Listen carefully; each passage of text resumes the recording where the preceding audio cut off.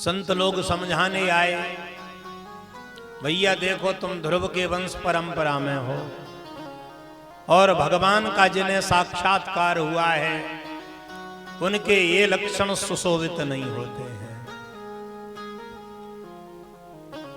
तो संतों से ही बोला, आप लोग संत हो, आपको केवल माला घुमाना आती है, मंदिर के दर्शन करना आते हैं और तो कुछ आता नहीं है। मैं राजा हूं, मैं तय करूंगा क्या उचित है क्या अनुचित है। ये राजा का काम होता है। प्रजा को कैसे चलाना है, प्रजा राजा के निर्देशानुसार ही आचरण करती है। आप लोग हमारी प्रजा हैं। संतों ने कहा इसका मतलब ये नहीं हुआ कि हम संत हैं, कपड़ा पहन लिए तो इसका मतलब ये कदापि नहीं होता कि हमको कुछ करना ही नहीं आता। ऐसा थोड़ी होता है। एक चूहा एक बार संत के शरण में गया और संत के शरण में गया और कहने लगा, महाराज आप बड़े दयामय हैं, जीवों पर करुणा करते हैं। चूहा कहता है कि हम जब बाहर जाते हैं तो बिल्ली हमको खाने दौड़ती है। सबको ब्रह्मा जी ने जीवन दिया है, सबको जीने का अधिकार है।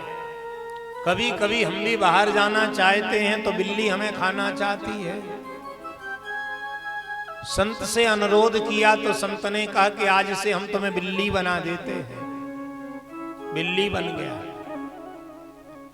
बिल्ली जैसे ही बाहर गई सो कुत्ता उसको खाने दौड़ा। फिर आया संत के शरण में, ये तो हमें कुत्ता तकलीफ दे रहा है, आप कुछ करिए। संत ने कृपा पूर्वक उनको कुत्ता बना दिया।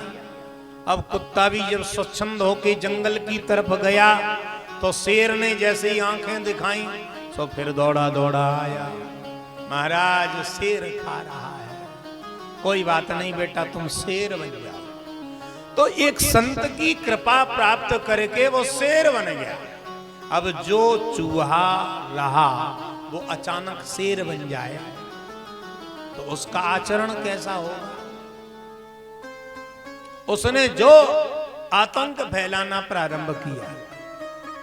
एक दिन सोचने लगा शिकार के लिए कोई जानवर तो दिख नहीं रहा है, तो ये संत का कोई भरोसा तो है नहीं, कब हमको पुनः चूहा बना डाले। तो संत ये बात जानते थे, जो चूहा रहा और शेर अगर पहुंच जाए बन जाए तो उसको ये सम्मान पच नहीं सकता है। इसलिए वो जल पड़ के तैयार रखा था उन्होंने। शेर बन करके जैसे ही इसने झपट्टा मारा, संत ने तुरंत जल छोड़ा और चूहा पुनः बन गया। बोले महाराज ये क्या किया? बोले तुम्हारी औकात यही है, आगे नहीं। हमने तुम्हारी परीक्षा के लिए तुम्हें इतना शेर बनाया था और तुम देखे तो हम ही को खाने चले थे। तो संतों ने भी इससे कहा इसका मतलब यह नहीं है कि आप हमको कुछ समझते ही नहीं है, हम माला ही नहीं घुमाना जानते हैं। हमारे पास ईश्वर की यह परम सत्ता है, शक्ति प्राप्त है, अभी तुझे मजा चखाते हैं। संतों ने जैसे ही जल पड़ा तुरंत इसकी पतित देह होकर के गिर पड़ा। सुनीता ने इसके शरीर को तेल में रखा। अब ये बड़ा क्रूर राजा था। इसके राज्य में अगर कोई जरा सा भी स्त्री से कोई छेड़खान कर दे, कहता था सीधा के शेर के सामने ले जाओ और सबके सामने इसको दंडित करो।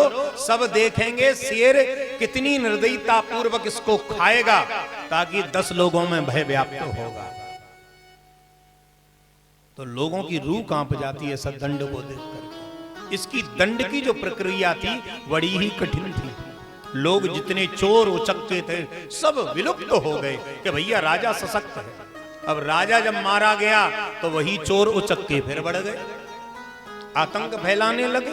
संतों ने कहा राजा की तो आवश्यकता है ही है। तो संतों ने क्या किया, उसके शरीर जो तेल में रखा था उसके शरीर को मथा। उसके शरीर से पाप रूप में एक काला काला पुरुष निकला। तो संतों ने कहा निशीथ बैठ जाओ। वहीं से निषाद राज नाम की जो जाति है उसका प्रादुर्भाव।